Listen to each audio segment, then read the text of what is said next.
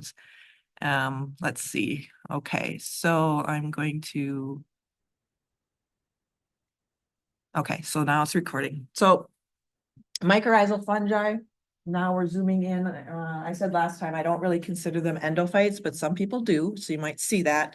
But really endophytes, in my idea of a definition, endophytes live internally within the plant, solely internally. Whereas mycorrhizal fungi, they can go internal into the root tissue, but the vast majority of their body, so to speak, is out. It's out into the soil.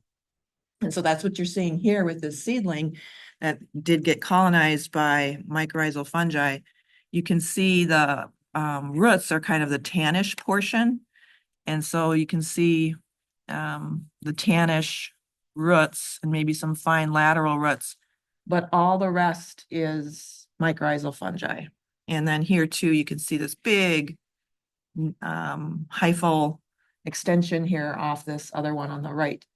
And so mycorrhizal fungi partner up with the plants, but the vast majority of their hyphal biomass is outside the plant. And when I talked about this last time too, yesterday, that they now have a pretty strong hypothesis that mycorrhizal fungi were there from the get-go in the transition from aquatic to terrestrial hundreds of millions of years ago. And so this idea that they can even find it in the algae, they can find mycorrhizal genes that necessary to partner up with mycorrhizal fungi in algae.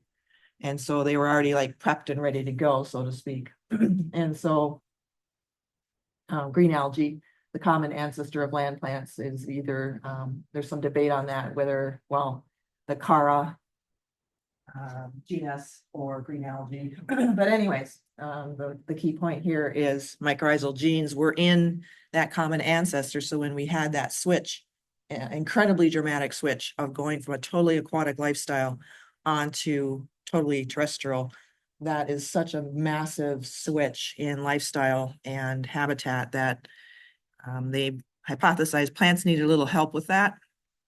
And the mycorrhizal fungi were there to assist. So here, I really like this image because it's showing the roots. The darker staining is the roots of the plant, and then all of the finer structures are the fungal hyphae. And so this is a really nice visual to get you thinking about the idea of the difference in diameter. So from a plant's perspective, this is actually really good because the plant doesn't have to invest energy in trying to make roots that tiny and petite in diameter. They let the fungi serve that role. It allows the plant to get access to parts of the soil system that they physically cannot access because their roots are too big. And so fungal hyphae can get into all kinds of cracks and crevices and nooks and crannies of the soil that fungal roots just can't get to. And so that really does open up a whole nother aspect of the soil system for the plant and allow them to get, with the mycorrhizal fungi get access to things that they could not do alone. So when you think about this term, the mycorrhiza, when you see that word, they're literally, that means fungus root. And so when they say mycorrhizae, that's plural, they're talking about a fungal root symbiosis. And the fungus definitely is getting fed by the plant. So sugars primarily and carbohydrates from the plant are coming to the fungus, and it can be quite significant in terms of the percentage of carbos that the plant is giving to the fungus. Some studies have shown 10 to 20% of total carbon given to the fungus. There was another study out west with Douglas fir trees where up to 40% carbohydrate at least at the point that they did the experiment. They don't know if that's continual or if that was kind of a peak allowance of carbohydrate or not. But anyways, it can be quite significant. And then from the plant's perspective, they definitely get increased access to water because the hyphae can get into tight spaces of the soil. And then I've ranked this out in order, P and K.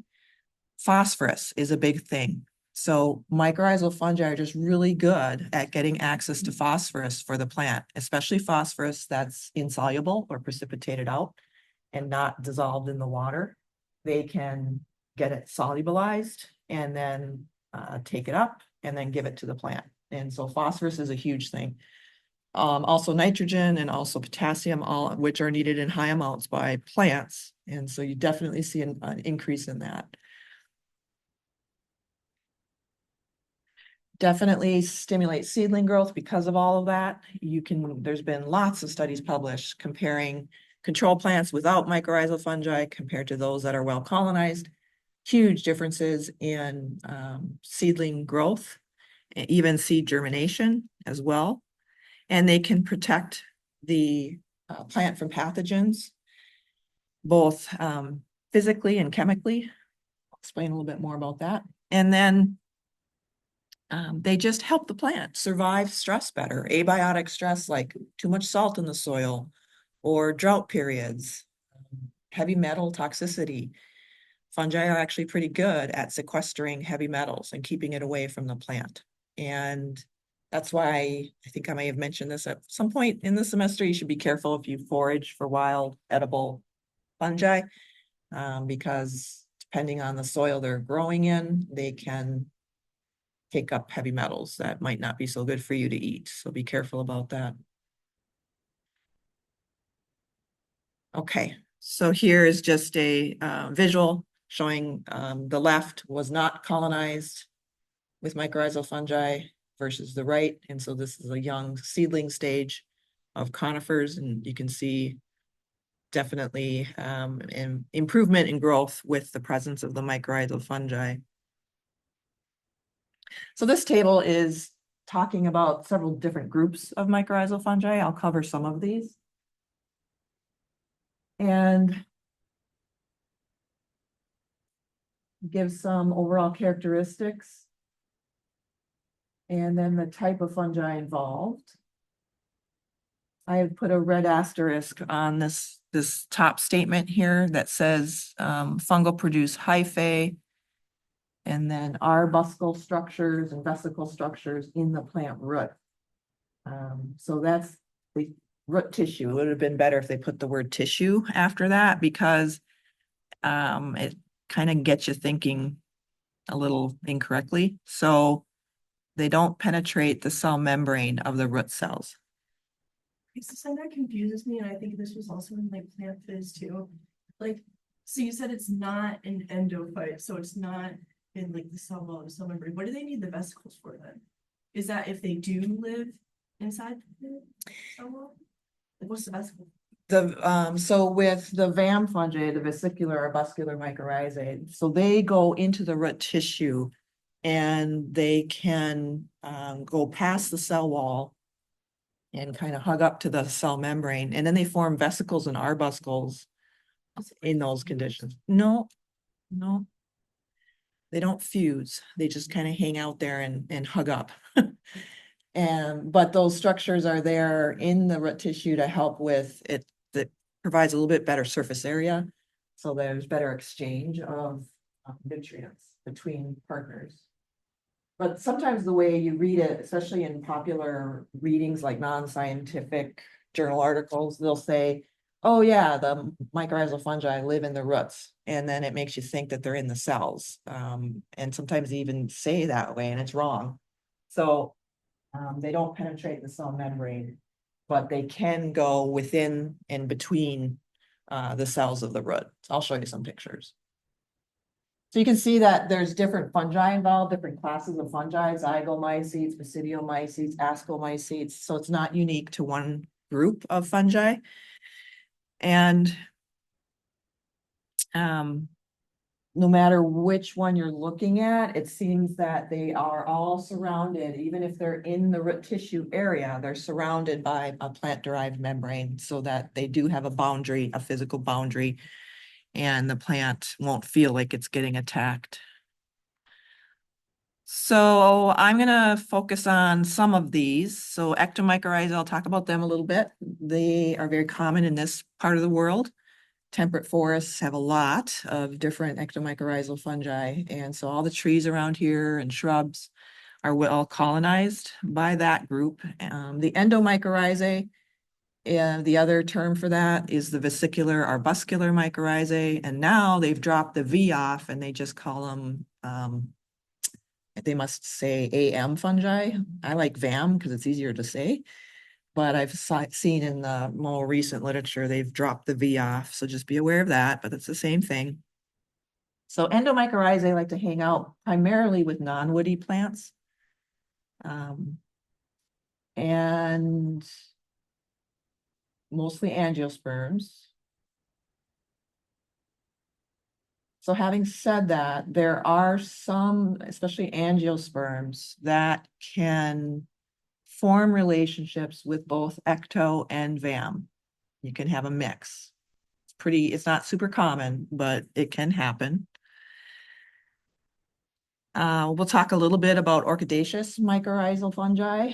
That is a very interesting group. Kind of a different relationship compared to the first two. And then I'll just mention briefly the ericaceous are well adapted to hang out with plants that are in boggy areas. So that's a very, very unique habitat. Offers some interesting environmental parameters that a plant has to deal with. And so mycorrhizal fungi are there to help with some of those challenges.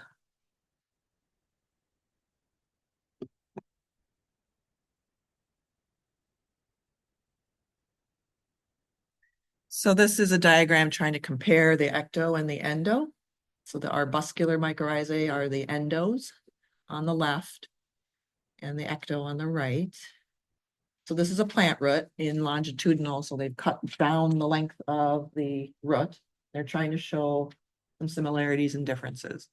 So here you can see that there's fungal hyphae that come off the root in both cases. So that totally makes sense because that's what the plant needs it to do. It needs it to go out and forage into the soil for water and minerals and other things.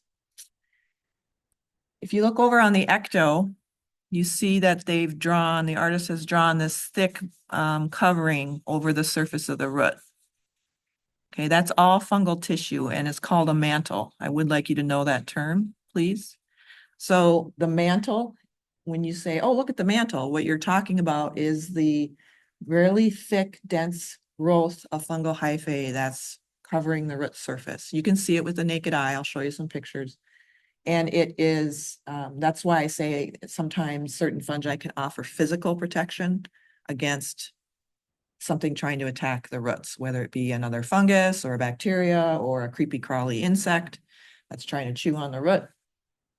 That physical protection offers some, the physical mantle offers some protection. Yes. That stop like the sloughing off of cells as it like grew into the soil, or Yep. does this happen? Yeah, it can protect against that. So just physical damage as the root is growing through that very abrasive soil, the hyphae takes the brunt of it. So yeah, for sure.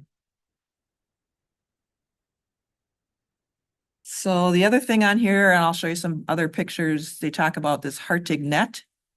I'd like you to know that term as well. So that is the term that they use to describe the pattern of growth into the root tissue. So what they're trying to show here is that the mycorrhizal fungi, they can put some hyphae into the root tissue. With ectomycorrhizal fungi, their hyphal growth is in between the cell walls of adjoining cells. So it's in between the cell walls. So they hang out in between the cell wall spaces between neighboring cells. And so if you can imagine all the hyphae growing in between the cells, and then if you got rid of all the plant cells, it would look like a net, like a fishing net. And so that's why they named it that. And Dr. Hartig was the person who discovered it, so they named it after him. Okay. Then if you look over on the other side with the endomycorrhizal fungi or the VAM fungi, you see the hyphae coming off, but you also see that there is no thick mantle, okay? So they should have drawn maybe a little bit on there because there is a little bit of surface hyphae, but it's very loose and not very thick at all. And the majority of what we see happening is that the fungal hyphae goes into the root tissue, and it's hard to draw it at this scale to show that all of that internal hyphae, so those branched hyphae, those are called arbuscles. I'd like you to know that term. That means dwarf tree, and it really does when you look at it under the electron microscope. All those branched hyphal areas do look like little shrubs or trees, dwarf trees. So arbuscles. And then the vesicles are like balloons, but that's all fungal hyphae. It's just kind of ballooned up. And so what they can do is they grow in between the cells. They can get past the cell wall, but they don't breach the cell membrane. So the hyphae can press against the cell membrane in a more intimate association compared to the ectos. And the shift in their morphology like that with the vesicles and arbuscles is just a way for them to increase their surface area and allow for better flow. So that their interaction with the plant root is a little bit more physically intimate. But again, they're not breaching the plant membranes at all. Here the artist drew a fruiting body just to, so if you've been hiking around this fall and you see mushrooms, especially around bases of trees, chances are it's an ectomycorrhizal fungi that you're looking at that is forming fruiting bodies during its sexual reproduction. So here are some examples of roots that have been cleaned off, and this is with a dissecting scope. So not a whole lot of magnification, but some. And you can see, so for example, figure A up top, you see the tannish roots, and then you see the black. So that is the mantle of fungal tissue, fungal hyphal. It does actually form like a tissue-like growth. It's so thick and dense. And you can see that as you look at these, the mycorrhizal fungi can express different pigments. So that's also very helpful too, if you're trying to determine if the root is colonized or not. The other dead giveaway of whether or not that root is covered or is associated with mycorrhizal fungi, with trees especially, is this Y-shaped pattern. So when ectomycorrhizal fungi interact, especially with trees and shrubs, we tend to see that the roots actually shift their morphology. As they're starting to come together as a partner, the root will actually branch like that and form a Y shape, and then the fungal hyphae start growing all over the surface of it. And so it's an interesting, there must be some really lots of chemical communication going back and forth to essentially tell the plant, go ahead and do that morphology shift. And so if you see a Y-shaped root, if you go hiking and see any overturned trees, you know, that have been blown over by wind or whatever, look for that because you can see it with the naked eye. I'll show you some picture, well, the next picture. So these are different species of mycorrhizal fungi hanging out. And you can see they really do plump up the roots. The fungal hyphal tissue is quite thick. Now with the naked eye, you would see something more like this, but you can still see that Y-shaped pattern quite nicely. All right. And so, but that's more with the naked eye.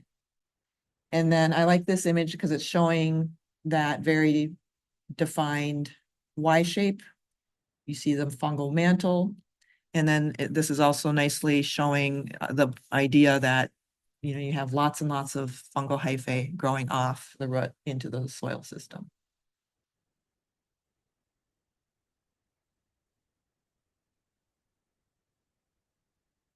Some other pictures showing.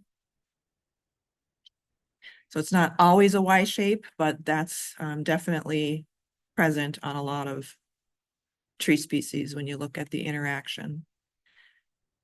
So you can see that the biomass of the fungal hyphae is quite dramatic. There's a lot of biomass with ectomycorrhizal fungi.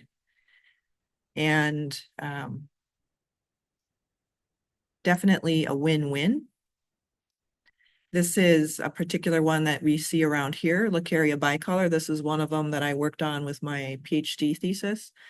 So this one I chose to work with because it's very common. It likes to hang out with a lot of different plants, so it has a broad host range.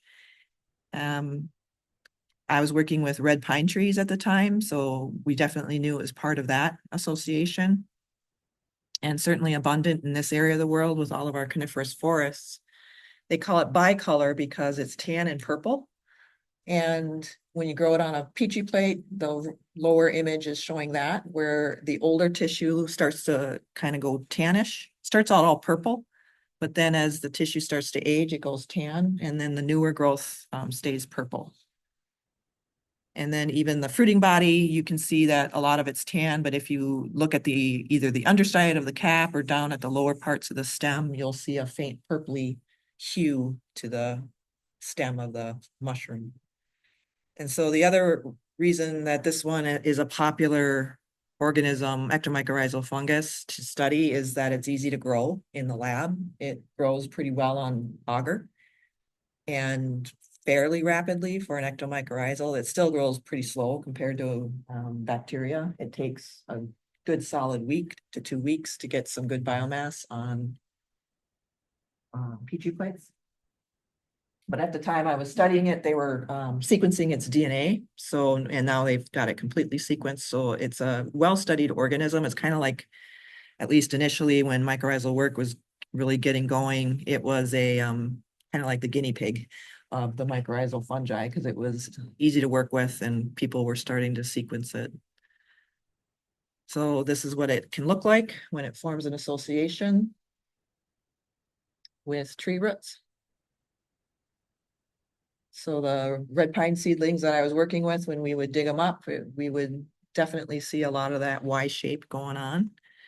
Here are some experiments where you can work with the seedlings and have the, like get the seeds on agar plates, start germinating them, and then introduce the fungi onto the agar plates too, and watch the interaction form. So we have this idea of here in figure A, where they have put the fungus down at various points, and they're starting to watch this interaction of, they were basically asking, how do they find each other? Like, how does the fungus and plant, how do they know to find each other? And they have started these experiments where they could control it a little bit better. And what they were doing was taking extracts over time, time periods, and looking at the chemical communication going on between the plant and the fungus. So they definitely are chemically communicating with each other to find each other. And then once they make physical contact, there's more communication to verify that, hey, we're friends, let's enter into a relationship.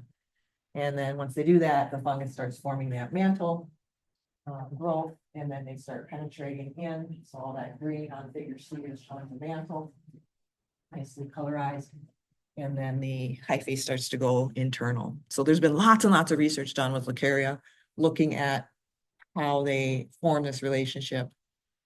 And then once they get to, they find each other, how does everything start to shift? So very good science going on around the world on that. And then here, Cenococcum geophyllum is another one that I worked with.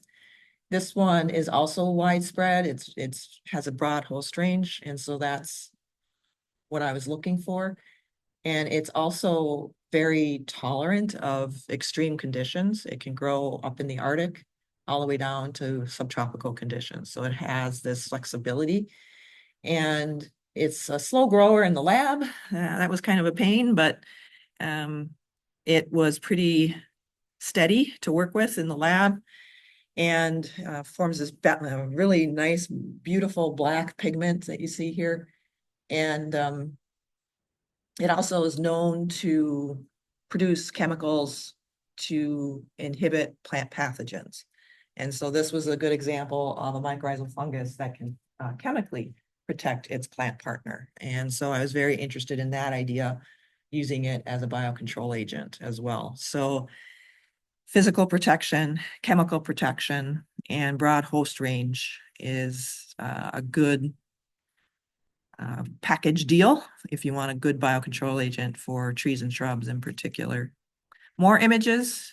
So if you've ever looked at soil near a plant and seen all that white stringy stuff, that's the fungal hyphae. That's typically mycorrhizal fungi. They're growing out the hyphae into the soil. And then this lower image on in the Petri plate there, that's with the naked eye. That's what you would see if you were looking at it. And you can see that like some of the roots, these finer roots were not colonized, but you can see in this whole section's colonized and a lot of this section is colonized. You can see how it's thickened up. You can see some of the Y structures. So you can train your eye pretty readily, even just with the naked eye. You can see them when you're out hiking around. So check that out next time you see an overblown tree, blown over tree. Blown over tree. All right. So VAM fungi, if a tree blows over and you're looking for VAM fungi, good luck. You're not going to really see much. So they don't have that thick mantle. The tree or I guess I should say the plant really doesn't have any morphological shift that we can tell with its roots. So it's hard to tell that they're colonized and by the VAM fungi. So here, this is under the microscope. They're looking at root cells in cross section or root in cross section. And you're seeing all these root cells and they stain the roots, the fungal hyphae, I should say, with this red dye. And again, it makes it look like it's in the cytoplasm, but it's not. All right, but you would need an electron microscope to verify that, which they've done. So this can be a little misleading. So, but those are arbuscles that are in the area between the cell wall and the cell membrane. So this is an electron microscope picture showing the, here they call it the periarbuscular membrane, PM. Periarbuscular, now they just say it's a plant-derived membrane. And so all those arbuscles and vesicles are surrounded. So again, they don't breach the cell membrane. Here's an image of that. And then you can see how it does look like a dwarf little tree, the arbuscle. And then the drawing trying to show that there's a membrane, even though it looks like it's in the cell, it's surrounded by the membrane. It's just that the membrane gets pushed around it. You want to think of it that way. So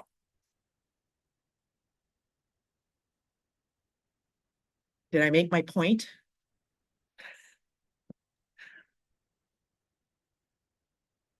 Okay, and the reason I'm making a big deal about it is I see it a lot in written information where they make it sound like the fungal hyphae is swimming around in the cytoplasm, just free in the cytoplasm, and it kind of drives me nuts. It's one of my pet peeves.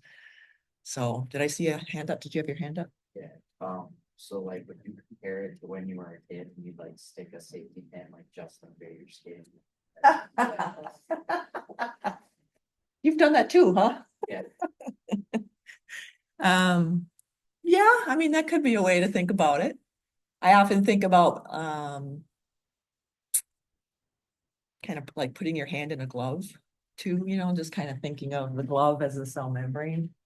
And like, especially if your fingers of the glove are kind of not fully out, and then you can, you know, push your fingers to make it go all the way out. And that's kind of like how the fungal hyphae can kind of push on the cell membrane and make it look like it's in the cell, but really it's just pushed on the membrane, and the membrane just kind of goes with the fungal hyphae and forms around it. But here's a really nice image of arbuscles. It really does look like a dwarf tree. So you can see why they named it that. Here's a root and longitudinal section. We went down the length of the root and then stained it for the fungal hyphae. You can see all kinds of arbuscles. It's a pretty easy stain. You can use trypan blue or methylene blue and get some very nice images. The top image is an electron microscope picture, but the bottom left image, that's just with an ordinary microscope and the trypan blue stain. All right, so the endomycorrhizae are a little bit more intimate. with the plant, but they still are sending off their hyphae out into the soil. The orchids have an interesting relationship with their mycorrhizae. Excuse me.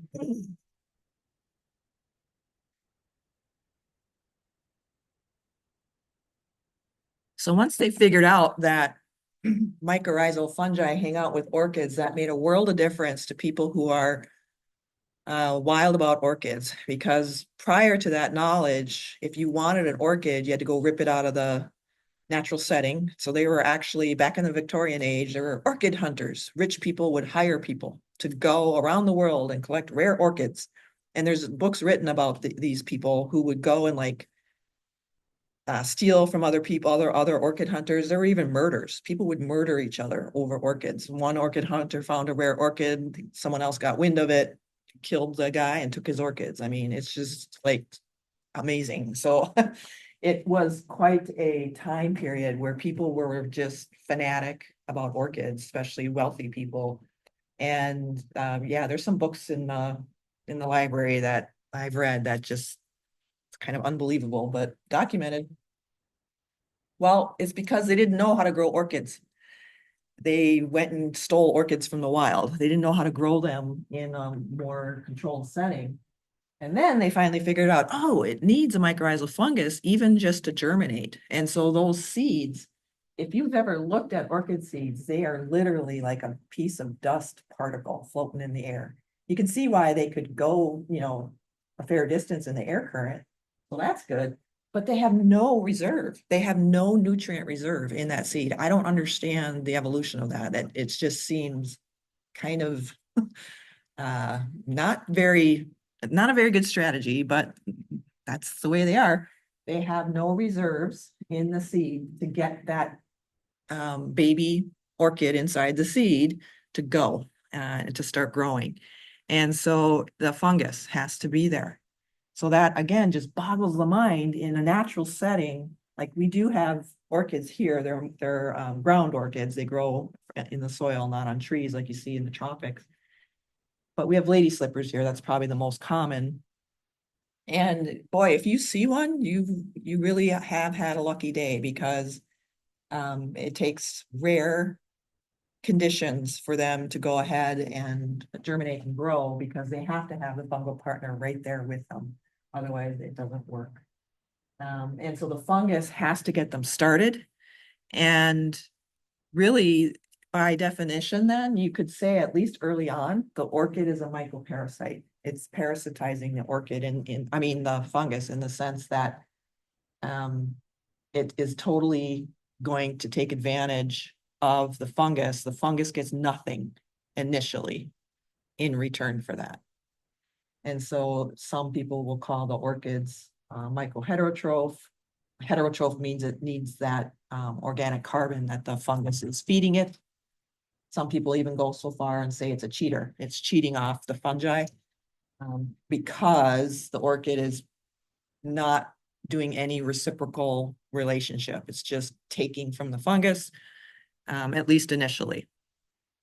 And it seems that it's a very specific association. This fungal species can hang out with this orchid, and that's about it. And so, again, it just kind of boggles the mind that in a natural setting, these seeds, waft away from the mother plant, and they have to land and find the mycorrhizal partner. Otherwise, those seeds are done. They'll never germinate. And so it's very interesting to think about that dynamic, and yet orchids are hugely successful. If you've had the good fortune to go tromping around in a tropical rainforest, I have not, but many people have, and beautiful orchids everywhere, so they're super abundant in certain parts of the world. So if you get the association wrong, the seed will never germinate.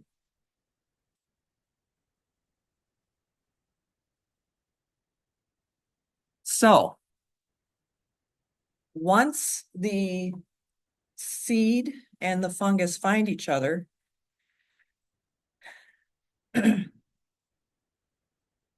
the seed starts to germinate, it's getting fed.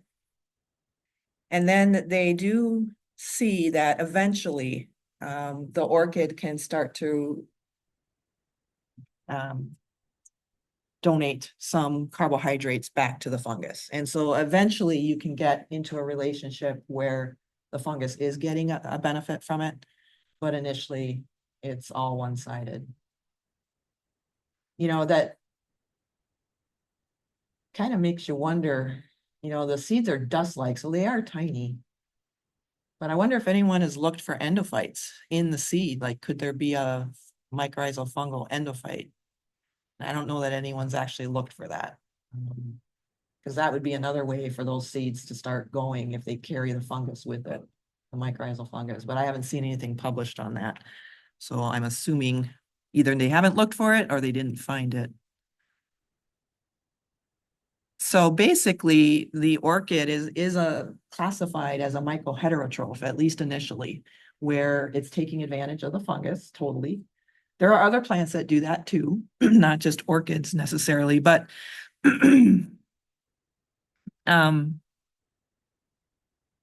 there has been some speculation that maybe the fungus is getting a little bit of benefit in the sense that because part of its fungal hyphae are in the root, once they get to that stage where there's, you know, a good root system and the fungus gets in, then they do get some physical protection. If there is some kind of adverse condition going on, they may have the ability to survive because they're inside the plant root tissue.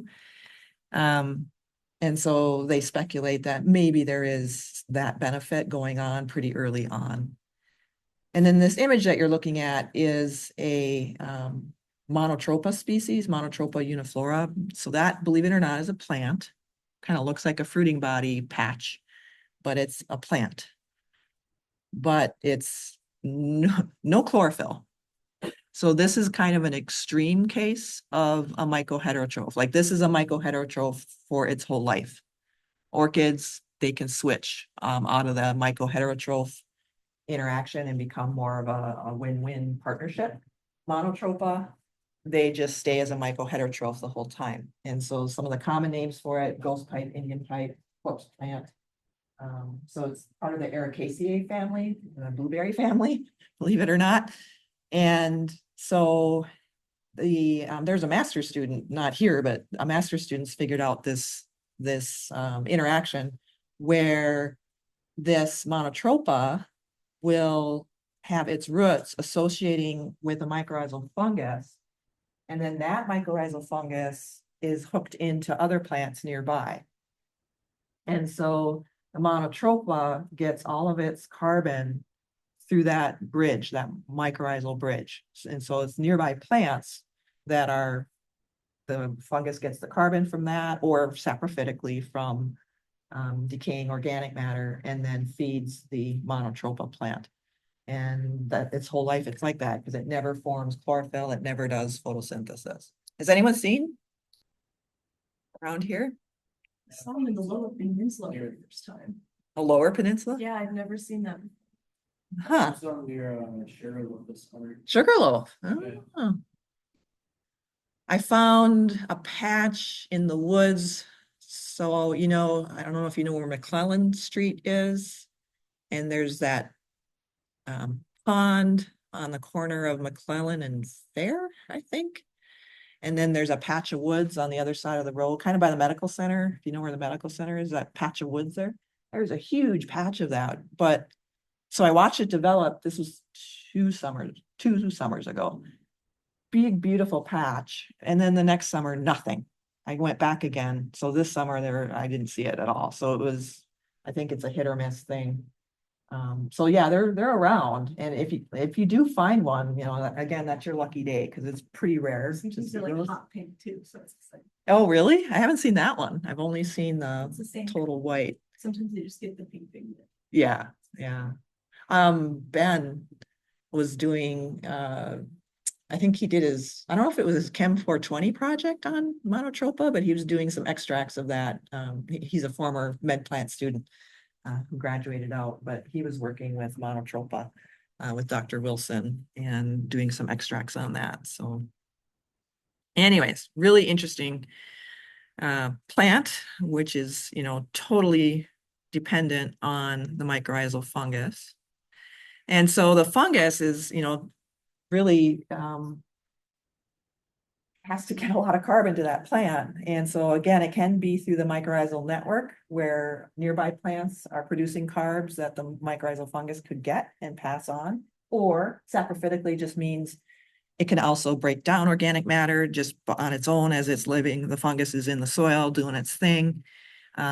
They've even shown sometimes the mycorrhizal fungus turns more aggressive to nearby plants. So I guess you can imagine that scenario if that fungus is living with a mycoheterotroph, that's a pretty demanding situation. And so if you want to feed that plant, you might have to get a little bit more aggressive in getting your carbon, so turning pathogenic, at least partially. So some people do think that mycorrhizal fungi sometimes may shift into more of a parasitic relationship with the plant under certain conditions. There's debate about that, but you could see how maybe that could happen, at least temporarily, where the fungus might look like it's taking advantage of the plant under some stressful conditions. You can imagine where it might be a little bit more take than give, I guess. So with the mycoheterotroph idea, I guess it's kind of taking that to the extreme. And then sometimes the fungus is just like hanging out with nearby plants, hooking into them with the mycorrhizal fungi into nearby roots and doing it that way. So all kinds of interesting thoughts about these types of plants that can't survive on their own. They cannot do photosynthesis. And so they're really taking advantage of the mycorrhizal network and the mycorrhizal fungi. So the mycorrhizal network, boy, has that gained attention in the scientific arena. And so lots of really, really interesting research going on. This idea that mycorrhizal fungi are hooking into trees in a mixed forest ecosystem, that you have different species of plants all connected underground through this mycorrhizal network. That thought right there was very foreign to scientists. They just thought, no, plants are individuals. They live their life individually within this forest, and they're all trying to kill each other and outcompete each other. And that was the thought for a long time. And then with the mycorrhizal network idea, when the mycologists and microbial ecologists got into it, then they're all, well, wait a minute, it looks like there's mycorrhizal fungi that can actually connect two different species of plants, not just a bunch of, red pine trees connected. You could have red pine trees connected to white pine, to maple, to oak. And that met with a lot of resistance and a lot of people saying, no, that doesn't happen. Well, yes, it does. And then they started looking at, okay, all these mycorrhizal fungi are connecting all these different species, so what are they doing? And they started looking at that and coming up with some very interesting ideas of how forest ecosystems are actually passing a lot of chemicals amongst each other, to each other in this underground network. And so I'll start with that next week and look a little bit more at that. There is a video link I've posted here with Dr. Suzanne Simard. She's one of the pioneering scientists in this work. I think it's a 20-minute TED Talk. So if you could watch that before Monday, that'd be great. I think that would give you a good perspective.